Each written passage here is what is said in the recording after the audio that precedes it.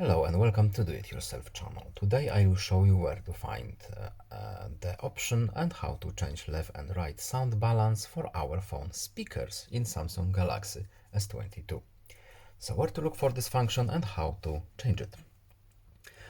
First of all, we need to go to our settings. Then we are looking for accessibility options menu.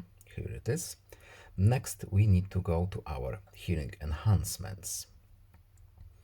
And in hearing enhancements at the bottom we have our left and right sounds balance, and we are interested in phone speakers. So by using this slider we can change it, and no need to save. We can just simply go back out from this menu, and that's basically it. I hope this video was helpful to you. Please leave a like and subscribe. Have a nice day and see you in the next video. Goodbye.